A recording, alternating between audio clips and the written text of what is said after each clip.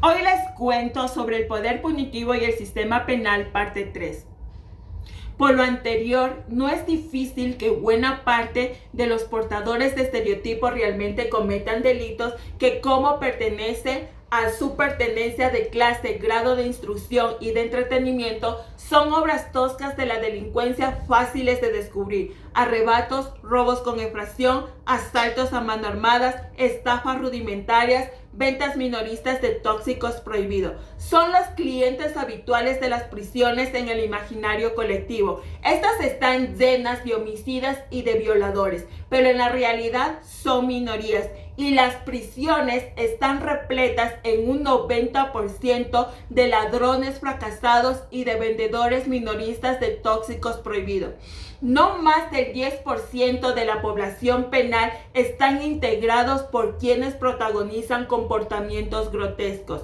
Personas no estereotipadas que incurren en errores de conductas neuróticos. Un sujeto decide convertirse en secuestrador sin ninguna preparación. Otro decide asaltar el lugar en el que trabaja. O trágicos, homicidas, psicópatas, emocionales, ocasionales, sexópatas, casos lindantes de la psiquiatría. El panorama carcelario se completa con una extrañísima excepción de individuos a los que se les haya retirado cobertura, poderoso que perdió en pugna con otro de igual nivel, o que ya no le es útil al poder al que sirvió, o mejor dicho, le es más útil en la cárcel, le es más útil preso para mostrar una pretendida igualdad ante la ley. El poder punitivo se reparte en la sociedad como una enfermedad infecciosa que alcanza a los que son vulnerables, a los que tienen defensas bajas por portación de estereotipo, comisiones de hechos groseros, poco sofisticados, grotescos, trágicos, pérdida de cobertura, aunque en ínfimas minorías. Las estadísticas indican solamente la forma en que opera el sistema penal. O sea, a quienes detiene, estadística policial; a quienes condenan, estadísticas judiciales. Pero nada tiene que ver con el número de delitos que realmente se cometen, los que pueden ser investigados por encuestas de victimización. Muestreo que pregunta a la gente si sufrió delitos, o autodenuncia, por ejemplo, si usó tóxicos, si se practicó abortos, etc. La pena más grave es la privación de la libertad, prisión, que se aplica incluso anticipadamente como prisión preventiva. Es decir, para que el procesado no se fugue y no se lo pueda condenar. Se le hace sufrir la pena para que no le eluda si se les llega a imponer en la sentencia. La mayoría de los presos, por ende, no son condenados, sino que están presos por si las dudas. La prisión es una institución que deteriora porque sumerge en condiciones de vida especialmente violentas, totalmente diferentes a las de la sociedad libre, sobre todo porque hace retroceder al preso a estadios superados de su vida que por elementales razones y orden interna le regulan la vida como en su niñez y adolescencia, por lo que no es raro que condicione patologías regresivas.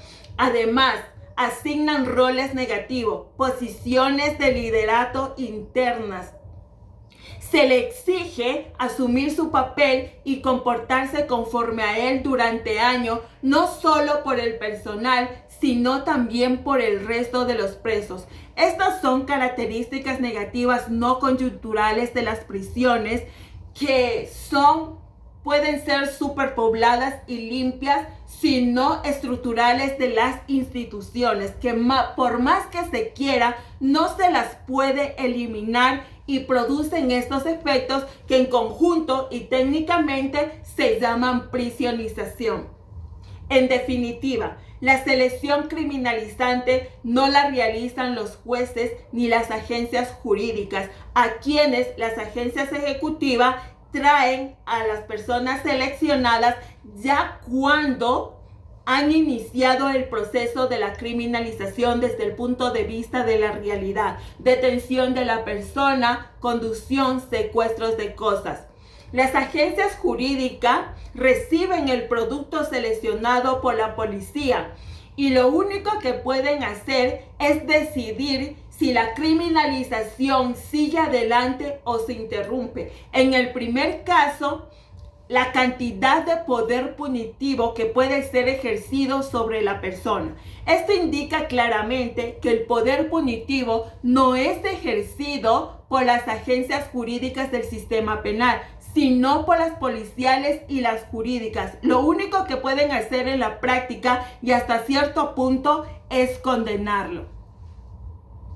Pero el poder punitivo no solo se ejerce en personas seleccionadas, sino en muy pocos casos. Son muy pocas las obras delictivas groseras que movilizan el sistema penal. Casi todos tenemos experiencias de victimización que no han movido para nada al sistema penal. Esto no solo ocurre en delitos leves, sino en delitos graves, incluso muy serios.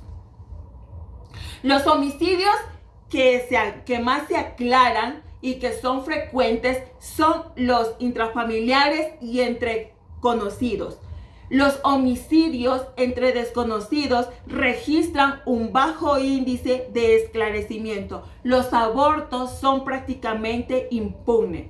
Es decir, que cada vez que somos victimizados, tenemos pocas probabilidades de que esta lesión tenga lugar a un ejercicio del poder punitivo. Todo ello sin contar con que la victimización de delitos blancos, white collar crimen, expresión de la criminología norteamericana que denota los delitos de los económicamente poderosos, salvo contadas excepciones, quedan impunes.